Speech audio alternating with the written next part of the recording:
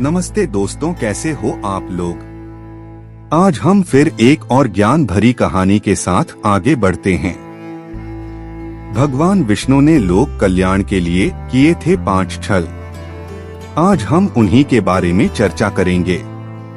कहते हैं कि जब जब धरती पर पाप बढ़ा है, धर्म पर आघात करके अधर्म की सीमा पार हुई है, तब तब भगवान विष्णु ने धरती पर अवतार लेकर अधर्मियों से धरती को मुक्त करते हुए पापों का नाश करके धर्म की पुनः स्थापना की। तो आज हम भगवान विष्णु के उन 5 अवतारों के बारे में जानेंगे, जिसमें भगवान विष्णु ने मानव कल्याण हेतु छल और चतुराई का सहारा लेकर धरती पर धर्म का संतुलन बनाए रखा है। पहले छल है नृत्य की अप्सरा अवतार। कई युगों पहले एक वृकासुर नाम का राक्षस हुआ करता था। वृकासुर का विवरण शिव महापुराण में विस्तृत रूप में किया गया है। वृकासुर ने बहुत लंबे समय तक भगवान शिव की घोर तपस्या की है। तपस्या से प्रसन्न होकर भगवान शिव ने वृकासुर को दर्शन दिए और वरदान मांगने को कहा। तभी वृकासुर ने भगवान शिव से वरदान में कहा कि मुझे ऐसा वरदान दो कि मैं जिस किसी के भी सर पर हाथ रखूं, वह जलकर उसी समय भस्म हो जाए। भगवान शिव ने तथास्तु बोलते हुए यह वरदान दे दिया। यही से वृकासुर का नाम भस्मासुर पड़ा। अब भस्मासुर को अपने अंदर एक अद्भुत शक्ति की अनुभूति होने लगी। भस्मासुर के मन में अचानक से यह विचार आया कि देवता सदैव असुरों और दैत्य से छल कपट करते आए हैं। अब यह वरदान सच में मिला है या नहीं। इस वरदान के मिलते ही कहा, भगवान क्यों न इस वरदान की शक्ति को परख लिया जाए। तभी वह स्वयं शिवजी के सिर पर हाथ रखने के लिए दौड़ा। शिवजी भी वहां से भागे और विष्णु जी की शरण में छुप गए। तभी विष्णु जी ने एक सुंदर स्त्री नृतक अपकासरा का रूप धारण कर भस्मासुर को आकर्षित किया। भस्मासुर शिव को भूलकर सुंदर स्त्री के मोहपास में बंध गए। मोहिनी स्त्री रूपी विष्णु ने भस्मासुर को खुद के साथ नृत्य करने के लिए प्रेरित किया। भस्मासुर भी अप्सरा के साथ साथ ताल कदम मिलते हुए नाचने लगे। नृत्य करते समय भस्मासुर अप्सरा की ही तरफ नृत्य करने लगा और उचित मौका देखकर विष्णु जी ने उसके सिर पर हाथ रख। तभी नशे में चूर भस्मासुर उन्हीं की नकल करता हुआ अपने सर पर हाथ जैसे ही रखा, वह वही जलकर भाषण हो गया। इस तरह छल और चतुराई से भगवान विष्णु ने असुर का नाश किया। भगवान विष्णु का दूसरा छल वृंदा के साथ छल। युगों पहले धरती पर एक जलंधर नाम के एक महाबलशाली इंसान की उत्पत्ति हुई थी। यह उत्पत्ति समुद्र में एक ऐसे स्थान पर हुई थी जहां गंगा का जल समुद्र में आकर मिलता था। जालंधर का विवाह काल नेमी नामक असुर की पुत्री वृंदा से हुआ था। वृंदा भगवान विष्णु की बहुत बड़ी भक्त थी। विवाह के पश्चात जालंधर पूरे असुर साम्राज्य का राजा बन गया था। जालंधर को अपनी ताकत पर बहुत गुरूर हो गया था, जिसके चलते दैत्य गुरु शुक्राचार्य के समर्थ और मार्गदर्शन में जालंधर ने देवलोकों पर आक्रमण करके तीनों लोकों का स्वामी बनने की तीव्र इच्छा जताई। इधर वृंदा भगवान विष्णु की महान भक्त और उपासक के साथ साथ एक पतिव्रता नारी थी, जिसके चलते वृंदा अपने पति के विजय होने पर उनकी प्राणों की रक्षा के लिए पूरी निष्ठा से भगवान विष्णु का कठोर तप करने लगी। उधर देव और असुरों के बीच भयंकर युद्ध छिड़ गया। वृंदा का यह कठोर तप और पतिव्रता की शक्ति जालंधर की हर युद्ध में एक अवैध सुरक्षा कवच बनकर बन गया, जिसके चलते जालंधर बहुत आसानी से देवों को पराजित कर इंद्रलोक पर कब्जा कर लिया। जालंधर की कामना यहीं खत्म नहीं हुई। वह शिवलोक पर आक्रमण करने कैलाश पहुंच गया। कैलाश पर जाते ही जालंधर की भेंट माता पार्वती जी से हुई। माता पार्वती के तेज और सुंदर रूप को देखकर जालंधर माता पार्वती जी पर मोहित हो गया। वासना में चूर जालंधर में विवाह का प्रस्ताव माता पार्वती के सम्मुख रखा। माता ने जालंधर को सावधान करते हुए कहा, यहाँ से चले जाओ। तब जालंधर ने बलपूर्वक माता पार्वती को लेना चाहा। उसी समय माता ने भगवान शिव का आवाहन किया। भगवान शिव तुरंत वहां प्रकट हुए। जालंधर और भगवान शिव के बीच भयंकर युद्ध छिड़ गया। चारों तरफ फिर प्रलय मच गई। सारा लोक परलोक इस युद्ध को देख रहा था। भगवान शिव जालंधर पर जो भी वार करते, उससे जालंधर को कोई हानि नहीं होती। युद्ध लंबे समय तक चलता रहा, लेकिन कोई परिणाम नहीं निकला। भगवान शिव मन ही मन भगवान विष्णु से आग्रह करने लगे कि प्रभु पता लगाओ कि आखिर कौन सी शक्ति है जो जालंधर की रक्षा कर रही है। प्रभु उसका तुरंत कोई समाधान निकालो, वरना अनर्थ हो जाएगा। तब भगवान विष्णु समझ गए कि कौन सी शक्ति जालंधर की रक्षा कर रही है। यह शक्ति थी पतिव्रता और भगवान विष्णु की कठोर तप की। भगवान विष्णु ने तुरंत जालंधर का रूप धारण कर और अपनी माया से राक्षसों की सेना तैयार की। सेना सहित भगवान विष्णु धरती पर वृंदा के महल में पहुँचे। जहाँ जालंधर को देख वृंदा ने तप करना छोड़ जालंधर के निकट आ गई और आरती उतारी। भगवान विष्णु जी ने तप तो खंडित करवा दिया था, लेकिन पतिव्रता की शक्ति तोड़ने के लिए भगवान विष्णु जी को मजबूरन पति धर्म का नाटक भी करना पड़ा। इसके चलते वृंदा की पतिव्रता शक्ति नष्ट हो गई। शक्ति नष्ट होते ही वहां कैलाश पर भगवान शिव जी ने जालंधर का गला धड़ से अलग कर दिया। जालंधर का वध होते ही स्वर्ग लोक पुनः देवताओं का हो गया। इस प्रकार लोक कल्याण के लिए भगवान विष्णु ने वृद्धा के साथ यह छल किया। सत्य का पता चलने पर क्रोध में आकर वृंदा ने भगवान विष्णु को श्राप दे दिया। इसके बाद क्रोध भरे मन से वृंदा ने खुद का आत्मदहन कर लिया।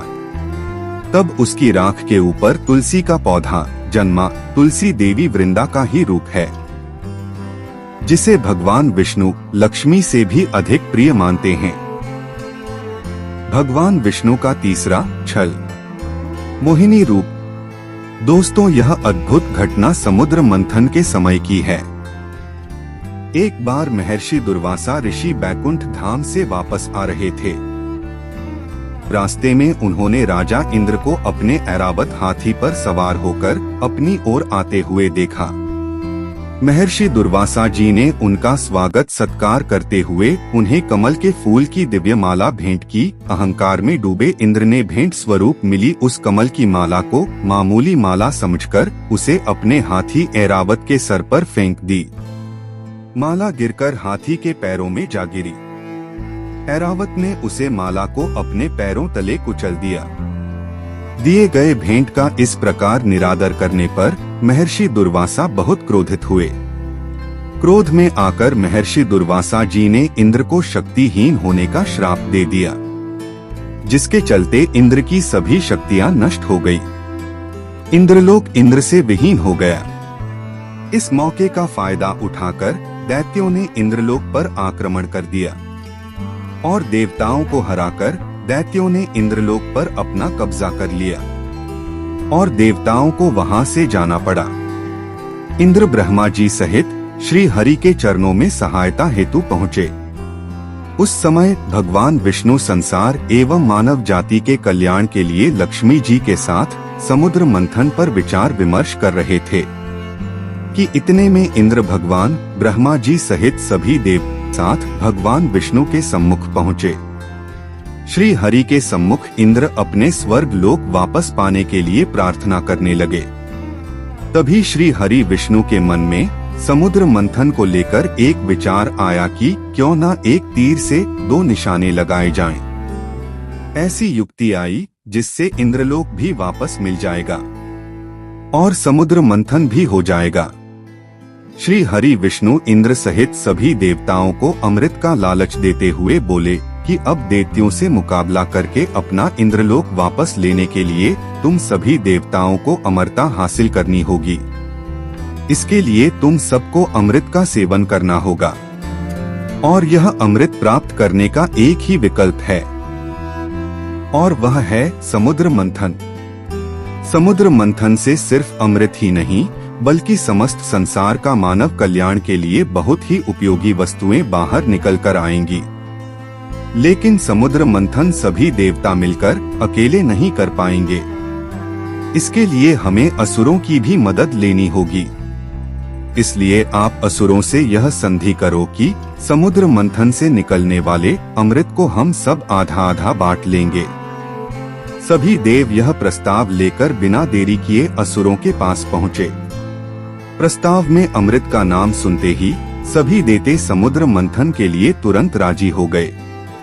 इस तरह भगवान विष्णु के मार्गदर्शन से देवताओं और दैत्यों ने अपनी पूरी शक्ति लगाते हुए मदरांचल पर्वत को उठाकर समुद्र तट पर लेकर जाने की चेष्टा की, लेकिन नहीं उठ पाए। तब श्री हरि ने अपनी शक्ति का भी सहयोग देकर उसे उठाकर समुद्र में रख दिया। मदरांचल को मथानी एवं वासुकी नाग की रस्सी बनाकर समुद्र मंथन का शुभ कार्य आरंभ हुआ। श्री विष्णु की नजर मथानी पर पड़ी, जो कि अंदर की ओर धंसती चली जा रही थी।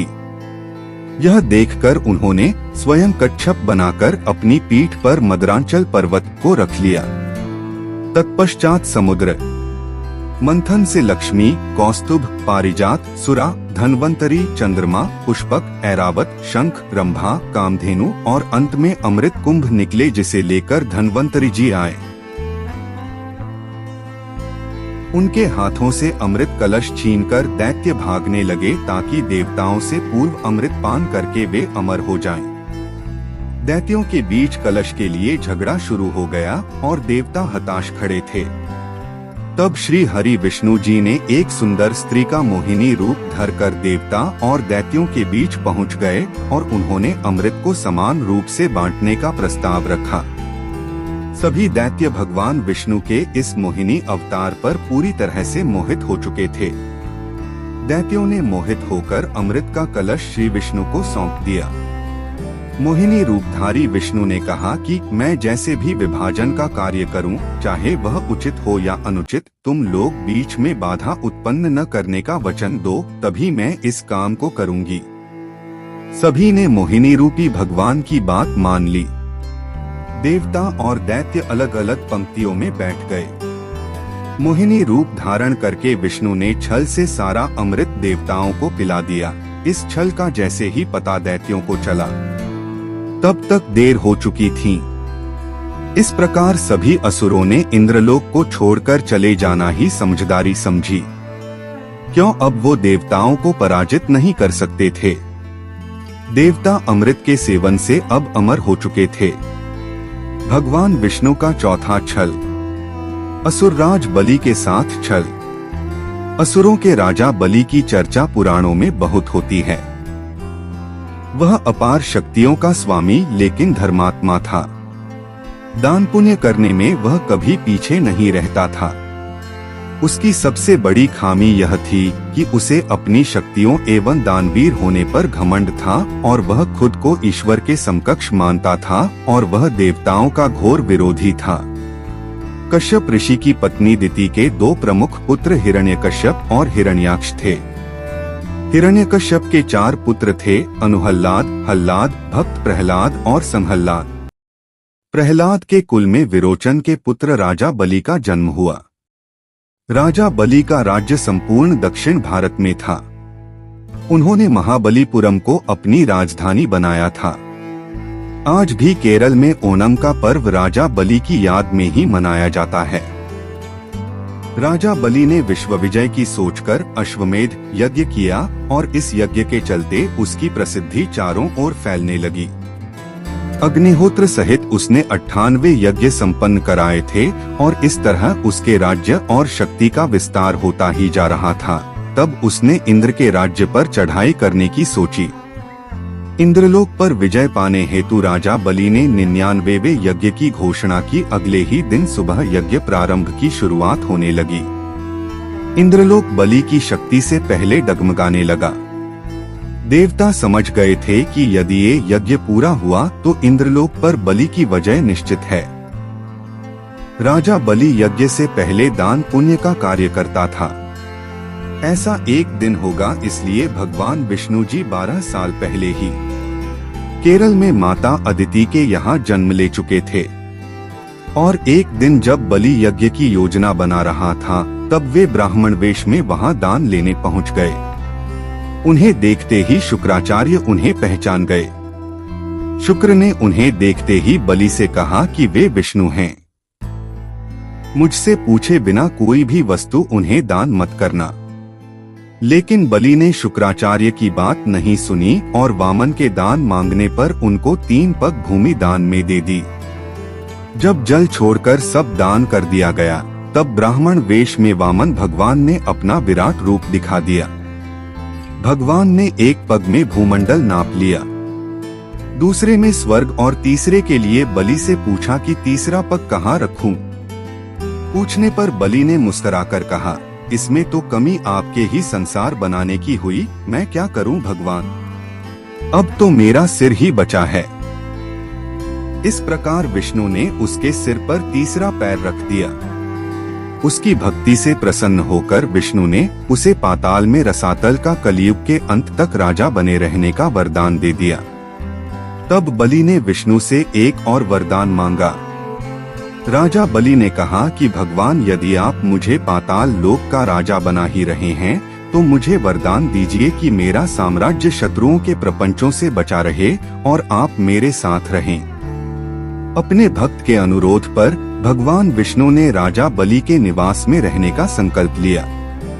पातालपुरी में राजा बलि के राज्य में 8वें प्रहर भगवान विष्णु सशरीर उपस्थित रह उनकी रक्षा करने लगे और इस तरह बलि निश्चिंत होकर सोता था और संपूर्ण पातालपुरी में शुक्राचार्य के साथ रहकर एक नए धर्म राज्य की व्यवस्था संचालित करता है। भगवान विष्णु का 5वां छल, सुंदर बालक रूप। बद्री धाम कथा। माना जाता है कि बद्रीनाथ धाम कभी भगवान शिव और पार्वती का विश्राम स्थान हुआ करता था। यहाँ भगवान शिव अपने परिवार के साथ रहते थे, लेकिन श्रीहरि विष्णु को यह स्थान इतना अच्छा लगा कि उन्होंने इसे प्राप्त करने के लिए योजना बनाई। पुराण कथा के अनुसार सतयुग में जब भगवान नारायण बद्रीनाथ आए, तब यहाँ बद्रियों यानी बेर का वन था और यहाँ भगवान शंकर अपनी अर्धांगिनी पार्वती जी के साथ मजे से रहते थे। एक दिन श्रीहरि विष्णु बालक का रूप धारण कर जोर जोर से रोने लगे। उनके रुदन को सुनकर माता पार्वती को बड़ी पीड़ा हुई। वे सोचने लगी कि इस बीहड़ वन में यह कौन बालक रो रहा है, यह आया कहाँ से और इसकी माता कहाँ है। यही सब सोचकर माता को बालक पर दया आ गई। तब वे उस बालक को लेकर अपने घर पहुंची। शिवजी तुरंत ही समझ गए कि यह कोई विष्णु की लीला है। उन्होंने पार्वती से इस बालक को घर के बाहर छोड़ देने का आग्रह किया और कहा कि वह अपने आप ही कुछ देर रोकर चला जाएगा। लेकिन पार्वती माँ ने उनकी बात नहीं मानी और बालक को घर में ले जाकर चुप कराकर सुलाने लगी। कुछ ही देर में बालक सो गया। तब माता पार्वती बाहर आ गईं और शिवजी के साथ कुछ दूर भ्रमण पर चली गईं। भगवान विष्णु को इसी पल का इंतजार था। इन्होंने उठकर घर का दरवाजा बंद कर दिया। भगवान शिव और पार्वती जब घर लौटे तो द्वार अंदर से बंद था। इन्होंने जब बालक से द्वार खोलने के लिए कहा, तब अंदर से भगवान विष्णु ने कहा कि अब आप भूल जाएं भगवान, यह स्थान मुझे बहुत पसंद आ गया है, मुझे यहीं विश्राम करने दीजिए। अब आप यहाँ से केदारनाथ जाएं। तब से लेकर आज तक बद्रीनाथ यहाँ पर अपने भक्तों को दर्शन दे रहे हैं और भगवान शिव केदारनाथ में। तो दोस्तों, आपको हमारी यह वीडियो कैसी लगी, इसे लाइक करें और आप हमारे चैनल पर पहली बार आए हैं तो इसे सब्सक्राइब करें।